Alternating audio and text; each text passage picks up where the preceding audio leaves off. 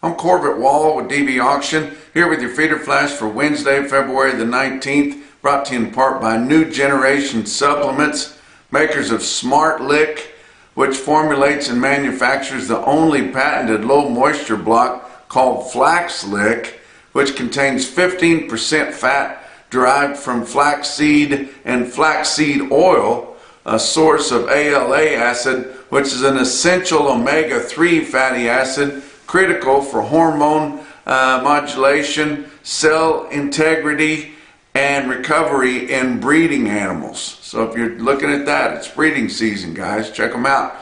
For more information, go to newgensupplements.com. Frozen to a halt. Not much going on, just struggling, trying to take care of what you got. The middle part of this week, very few feeder cattle auctions around. About the only place that they had them was over to the west, within the central part of the United States on the west side, where the storms have pretty much already blown through. That and some really tough hombres up in the Dakotas. They braved the weather and had pretty impressive sales there. But I tell you what, it just pretty much froze everybody else down to a halt. Didn't see any auctions to speak of at all in Oklahoma and Missouri and places like that. We even had auctions shut down in central Texas. Just really, really cold all throughout. Did get some snow there in the lower Midwest, but more so than anything, it was just frigid, dangerously bitter cold temperatures. We did see a little dab of fat cattle trade, just one deal negotiated direct cash, and it was lower. And whoever did that wasn't doing any favors to anybody else. But I still think that we have hope for at least steady market, if not a little bit higher. The fat cattle market loves the storm. Now they know that the weights on these cattle have been sucked down, and I don't care how much feed you pour to them and how long they stand at the bunk, they can't outrun the energy that they're wasting trying to stay warm. And so we're going to see the weights plunge quite a bit. Those are all positives for the market. But we did see a market that did not have their brick and mortar sale, which is Ozarks Regional Stockyard in West Plains, Missouri. Did not have their brick and mortar sale, but they did go ahead and have their in-house video auction.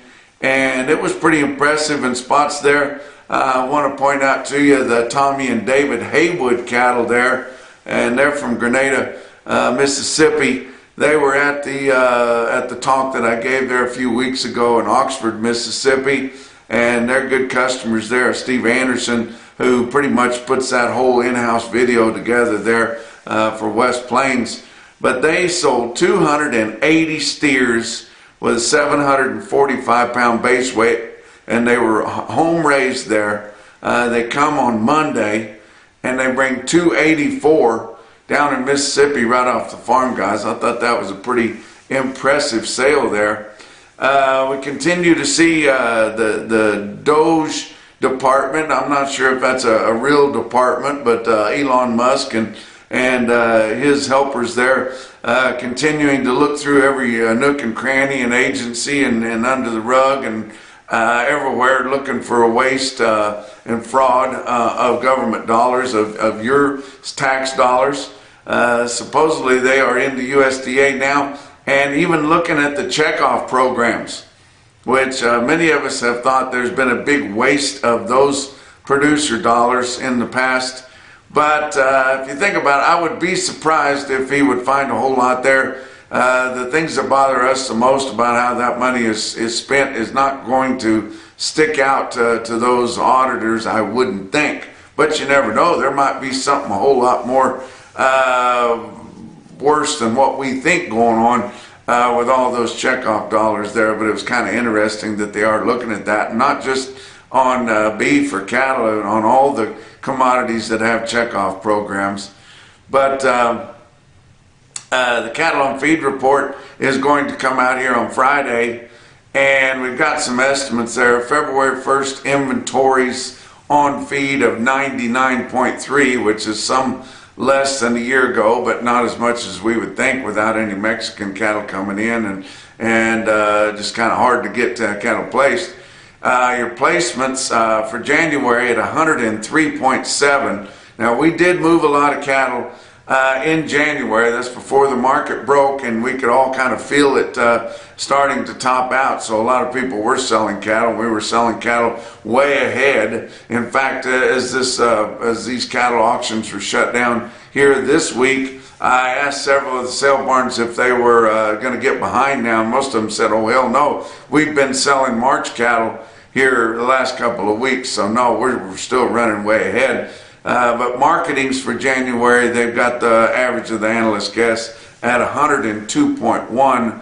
So remember to pay attention on Friday about 2 o'clock Central, and we will get the cattle on feed report, and we'll see what happens then.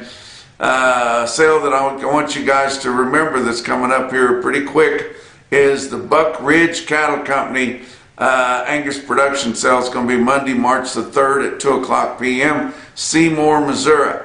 I'm going to be on hand if you guys just want to come over and visit. It'd be a good time to do it. They're going to have a hell of a meal there they always put on, and it's in one of the coolest old barns you ever been in your life. But their cow herd at Buck Ridge Cattle Company is comprised of only quality females that have made the team after generations of aggressive culling with pressure on every aspect of raising quality progeny on the fescue down there in southwest Missouri. So if you want to check those out well before the sale, go on to DVAuction.com, scroll down to the sales that are going to be in early March, and find Buck Ridge Cattle Company, and you can see the catalog there, watch the videos, and find out more about that sale. It's going to be coming up on March the 3rd. Let's talk about another sale that had a change in, had to postpone it. It was Bottomley Cattle Company in Sparta, North Carolina. Way out east, guys. They were planning on having that production sale on the 15th, but they had weather problems, so they moved it now to this Saturday, which is the 22nd. So it's going to be 11 o'clock Central Time. It'll be noon Eastern there at Bottomley Cattle Company, Sparta, North Carolina. It's their first annual host of the herd sale in Sparta, North Carolina. Be sure and check that out, and be conscious that they did have to move it back a week. Another sale I want to tell you about that's here today on Wednesday is a sale we don't talk about very often. I just hooked them up here several months ago, but it's Landmark Mercantile Livestock Auction down in Mesquite, New Mexico. Now that is down there between Las Cruces and El Paso. Right on the highway. They start at 10:30 in the morning, and you know, there's not a lot of cattle in that part of the country, and not that part of the state either. They cannot sell Mexican cattle. These are all American cattle, and so we just don't see a big offering there. But they've got an impressive run here today on Wednesday. In fact, they've got 4 premier consignments to Landmark Mercantile. Landmark Mercantile is a big, impressive feed store there, and they offer a lot of services to livestock people there. And just here lately, they've got the auction going. They sell several sheep and goats and things too. But they've got over 200 head in these 4 premier consignments. These will be fancy steer and heifer calves weighing from 400 to 600 pounds. Mostly 4 to just a little over 5. And all of these calves are going to be over 45 days weaned. Some of them up to 120 days weaned. They've had all their shots, and they are absolutely ready to go, guys. Get on to DVAuction.com and check out those cattle selling at Landmark Mercantile Livestock Auction. Talk about your board. To open the week, because it was closed on Monday, if you remember, for President's Day, but February live cattle futures on Tuesday was down 30 cents at 197.45. April down 22 cents at 194.02. And then your back months on live cattle were mostly higher, from down just a nickel to up as much as 95 cents. Feeder cattle for March up 337, big bounce there at 269.72. April was up 267, at 269.10, and your back months on feeder cattle up 192 to up 255. Your grains, March corn is up 5 3/4 cents a bushel at 502. Soybeans for March up 2.5 cents a bushel at 1038.5, and your hard red winter wheat for March up 6 cents at 627.25. So pretty good day for your ag commodities there. Your fat cattle trade, I mentioned earlier that we had somebody puke some fats lower. It was in Iowa. It was one deal, 600 head of heifers. They sold them at $2 live. That would be $3 lower than last week, but somebody must have been in a bind and just needed to move some cattle there. They even quoted those heifers, or of course the plant did through mandatory price reporting, at over 80% choice. If they were that good at cattle, you would have thought they could have held out till later in the week and hoped that the cold temperatures sparked a little bounce in the cash market, but went ahead and puked them there early in the week. Didn't see a hoof trade in Nebraska, Kansas, or Texas. Did have our market finder there, brick and mortar fat cattle auction, the best one in the country, which is Stockman's Livestock Market in Yankton, South Dakota. They had 1,200 in overnight and 1,600 for the fat cattle auction, which are light receipts, but the bitter cold temperatures was just making it hard for those producers to get those fat cattle in too, as tough as they are up in that country. But conventional fed cattle in Yankton on Tuesday sold from 201 to 212, which was unevenly steady from about $2.50 lower to $5 higher, but still just kind of unevenly steady there, but holding pretty well. Program cattle, non-implanted or drug-free, sold from 204 to 216.50, and that was uneven. We thank Gary Marks for getting out and braving the cold weather to go up from his home in Norfolk, Nebraska to watch that sale, and then he gives us the information, which we really appreciate there. He also said there's no feeder cattle auction today in Yankton, South Dakota because of the bitter cold temperatures. But box beef cutout values were just kind of mixed on Tuesday. Your choice cuts were up 7 cents at $315.77. Selects were down $2.52 at $303.71. Your slaughter continues to creep behind like it does seemingly every week, but your estimated cattle slaughter through the first 2 days of the week, 213,000. That is 4,000 less than this point last week, which was very disappointing, and 13,000 less than the same point a year ago. Talk about what else is going on. Performance Livestock Analytics. They are a software company, guys. With Performance Beef software, it makes it so easy for you to generate accurate and professional invoicing, break-evens, and closeout. And it's as easy as just touching a button once you've got the information in there and you're rolling along there. Do it anytime you want. But it's good stuff. I know several cattle growers and cattle feeders that are using that, subscribing to their service, and they're glad that they did. For more information, go to performancelivestocanalytics.com.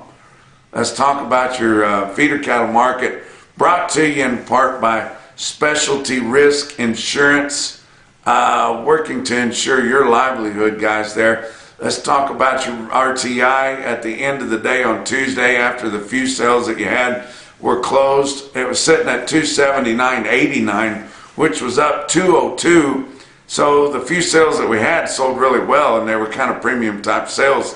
That is helping your cash index levels. Your latest CME cash feeder cattle index sitting at 277.99, which was up a little bit too with the few sales that they got in this week.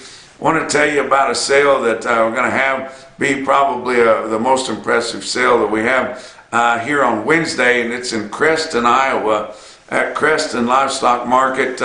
It's cold up there, but those guys on the Iowa side are just a little bit tougher, and they're bringing those cattle in. I've been advertising the special that they're going to have, and it looks like all the main consignments are going to be there. They're expecting over 2,500 head, including those fancy Nichols replacement heifers, guys. I think there's like 185 of them. They've been pelvic measured, freeze branded, everything. I mean, a fancy, fancy deal if you're looking for some to keep. Now, Unionville was forced to cancel their sale here on Tuesday down in Missouri. They was having a special calf and yearling sale, but they have moved that to next Tuesday. So be thinking about that too.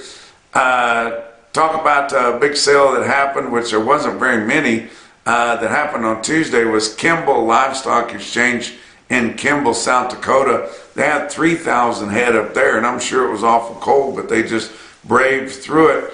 The feeder steers were sure $2 to $6 higher, and a very impressive sale. It was your NationalBeefWire stick out sale of the day, and you look at this automated marker report from Kimball, South Dakota, and look at your best tested weights.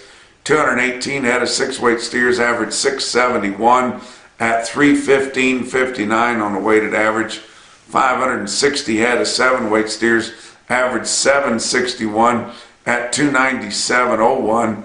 205 head of the 8-weight steers averaged 829 at 280.24. 321 head of the 9-weight steers averaged 942 with a weighted average price of 266.14. And on the heifers, 472 head of 6-weight heifers averaged 645 pounds, weighted average price 288.41.